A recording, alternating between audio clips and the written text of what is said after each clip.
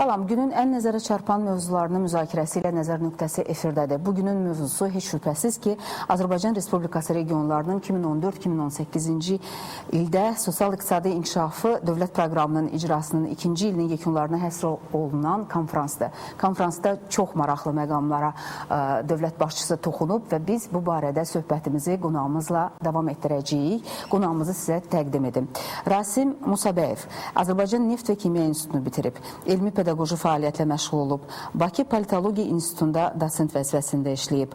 Moskvada Gənclər İnstitutunun millətlərarası münasibətlər şöbəsinin müdiri kimi çalışıb. Politoloq, millət vəkilidir. Xoş gəlmişsiniz, Rasim müəllim. Yəni, təqdimatdan da artıq bildiniz ki, söhbətimiz hansı istiqamətdə gedəcək. Bugün demək olar ki, bütün mətbuat qurumları bu müşavirəni diqqət mərkəzində saxlayıb və əsas məqamları şərh etmədən yayıblar demək insanlara. Mən istərdim ki, bir millət vəkili olaraq və yəni daha təcrübəli bir insan kimi siz həmən əsas məqamları bir daha bizimlə bölüşəsiniz və artıq müəyyən şərhlərinizlə təbii ki. Çünki bəzən sadəcə quru sözlər kimi, məlumat kimi biz qəbul edirik, amma onun arxasında nələr dayanıb sizin kimi bir insanın şərhinə ehtiyacımız var. İlk növbədə başlayaq ondan ki, burada qeyri-neft sektorunun inkişafı ölkə üçün çox önəmli bir məqamdır hal-hazırda, böhrandan sonra. Eləmi? Elədir. Biz demək olar ki, Azərbaycan yeni inkişaf mərhələsinə daxil olunub. Yəni, bir müddət var idi ki, demək olar ki, pul sel kimi gəlirdi Azərbaycana və daha çox o pulun xərcləməsi barədə düşünürdülər. İndi isə biz daha düşünməliyik, daha çox əvvəllər elədiyimiz investisiyaların səmərəli faydasını qaldırmaq, səmərəliyin qaldırmaq. Artıq bəhrəsini görmək zamanıdır, indiki vaxtda. Bəhrəsi var idi, ancaq təkrar edirəm, onun səmərəsini qaldırmaq vacibdir. Ona ki, pullar əvvəlki kimi, sel kimi Azərbaycana daxil olmayacaq. Azı yaxın 2-3 il üçün və cənab prezident dəfələrlə deyirdi ki, neft gəlirlərlə bağlı ümidlər, planlar arxaya keçməlidir və biz düşünməliyik necə o neftə ümidlərimizi bağlamayaraq dövlətimizin inkişafını təmin edək. Nəhayət ki, bu arxa plana keçdi və bugün regionların inkişafından söhbət gedirsə, daha çox biz qeyri-neft sektoru deyəndə nədənsə məhz regionlar yada düşür. Yəni, orada tutaq ki, sənaye zonasının yaradılması, bu da prezidentin nitqində öz əksini tapdı. Bəli, o var və onu da demək istəyirəm. Yəni, mən özüm Bakıdan seçilmişəm və bu baxımdan elə bil ki, regionla o dərəcədə də bağlı deyiləm, ancaq təbii bir millət vəkili kimi, bir vətəndaş kimi regionların inkişafı hər birimizi maraqlandırır. O cümlədən məni də səfərlər zamanında müşahidə edirəm. Yəni, baxın, bir çox icra başçı vəzifəsinə biznesdən gətirilən insanlar var və müəyyən bunu ilə bir xətt idi ki, əvvəla gözü toxdular. İkincisi, biznesi bilən adamın gəlib icra başçısı olduğu halda o cümlədən, o rayonda da o biznesin inkişafı üçün, yəni anlayaraq onları dəstək edəcək. Halbuki bu heç də hər yerdə baş vermirdi.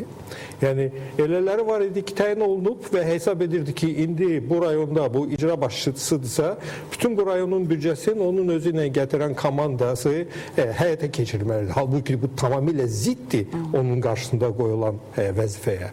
Ya da əvvəlki icra başçısı tikdirdiyi hansısa bir abadlıq işləri, hansısa bir rayon üçün işləri gəlib üstündən xət çəkərək bu pisdir. Onu dağıdıb təzədən eyni işi görmək. Yəni, daha bir səmərəsiz iş görmək. Bax, bunlar hamısı əslində buna son qoyulmalıdır. Ya, indi cənab prezident gedir, hansısa bir yeni tikilmiş obyektin açılışında iştirak edir. Ancaq bir müddət keçəndən sonra məlum olur ki, o obyekt elə bir həftə işləməmiş, bağlanıb və istifadə olunmur. Halbuki nə boyda dövlət investisiyası? Bu dövlət də lap özəl investisiya büdcədə. Bu qoyulub ki, o işləsin, xeyir versin, büdcəyə əlavə hansısa bir gəlirlər gətirsin, iş yerləri olsun. Yəni bunlar hamısı, yəni təkrar edirəm, cənab prezidentin təyin etdiyi nümayəndələr vasitəsilə bunların qarşısı alınmalıdır və düşünürəm ki, bu çox ciddi şəkildə tələb olunacaq. Və fərz edirəm ki, o indi texnoparklar deyilir. Onun nümunələri var. Sumqayıtda var, Mingəçevirdə var, indi Gəncədə formalaşacaq, Bakıda, Ələtdə formalaşacaq. Təbii, yəni biz qeyri-neft dövrdən danışırıqsa, qeyri-neft sektorun inkişafından danışırıqsa, biz birinci növbədə öz insani potensialımızdan istifadə etməliyik və Azərbaycan heç də Azərbaycanın inkişafı indi lap olsun 50 min nəfər neft sektorunda çalışanlara bağlı deyil. Azərbaycan əhalisinin 9 milyon yarım insanı var və onların arasında düşünürəm ki, hər bir yeniliyə də, işi də həyata keçirmək üçün imkanı olan bizim şəxslərimiz də var. Rəsmən, ümumiyyətlə sizə elə gəlmirmi ki, Azərbaycanın əsas sərvəti neftdən daha çox insan resursudur, insan kapitalıdır. Və məhz post-neft dönəmində bu kapital daha da fəallaşacaq, belə deyim. Yəni biz artıq siz dediyiniz kimi o potensial ki var, insan resursları, insan potensialı, bunları daha yaxından görməyə imkanı olacaq. Hər halda strateji xətt budur.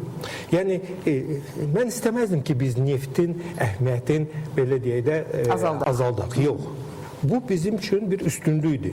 Yəni bizim azı ehtiyacımız yoxdur ki, hardansa neft alaq, amma tənbəlləşdirir də axı bizi. Yox, olmamalıdır. Müəyyən mənada, ancaq bu bir imkandır da, o imkandan istifadə etmişik. Yəni kimlərsə düşünür ki, yəni onun xeyri olmayıb, bu belə deyil. Yollar tikilib. Bütün kommunikasiyalar bərpa olunub ki, Sovet dövründə dağılmışdı. Yəni su xətlərindən tutmuş qaz xətlərinə kimi, elektrik xətlərinə kimi. Bu hamısı bu dövrdə yollardan təkrar edirəm, tutmuş, bütün kommunikasiyalara, infrastruktur formalaşıb. Bizim heç bir indi, yəni o sənaye inkişafı üçün elektrik enerjiyə qıtlığımız yoxdur. Yanacağa qıtlığımız yoxdur. Nəqliyyat hamısı yəni təmin olunub və işləyə bilər. Bunlar hamısı imkan verir ki, biz öz sənaye inkişafımızda bir sıçrayış edək və bunun əslində vəzifə kimi cənab prezident həm öz rayonlarda nümayəndələr qarşısında, həm də hökumət qarşısında qoyulub. Çox maraqlı məqamlara toxunub ölkə başçısı. Bu sıradan geniş miqyaslı özəlləşdirmənin keçirilməsi ehtiyacı da vurğulanıb. Bax, bu nə verəcək insanlara? Yəni, istərdim bunu bir balaca şərh eləyəsiniz. Söhbət təkcə insanlara bilavasitə onun verməsi deyil. Yəni, büdcə var və biz düşünməliyik ki, bir çox dövlət şirkətlərinə dövlətin vəsaiti bu vaxtlara kimi istifadə olunub. Ancaq onlardan yəni istədiyimiz səmərə görülmür. Yəni bu azaldan tutmuş Kaspardır, obri şirkətlərdir. Götürək Azenerganın bütün borcların bu şirkətlərin elə dövlət vəsaiti hesabına bağlanır. Halbuki onlar gəlir gətirməlidirlər. Onlar vergi ödəməlidirlər. Yəni onlar büdcəyə xeyir gətirməlidirlər və bir tərəfdən özəlləşdirmədən vəsait də toplanır. Bilər. İndiki bizim büdcəmizin vəziyyətində bu vacibdir. O biri tərəfdən isə işləyəndə biləndə ki, nə qədər indi sənin zərərin olmasa, onu elə dövlətin hesabına bağlayacaqsan, o daha çox yəni səmərəli işləməkdən yox, öz hansı bir problemlərin qazancını görmək istəyir. Ancaq bu özəl şirkət olanda insanlar məcburdular həm dövlət qarşısında məsuliyyətin dərk edərək vergiləri ödəmək, eyni zamanda isə daha səmərəli şəkildə bu şirkətlərin işini qurmalı. Rəsim müəllim, bax, belə bir mənzərə canlanır, yəni gerçək bir mənzərədir. Prezident də bunu vurğuladı. Yəni o səmərəsiz xərclər və digər məsələlər.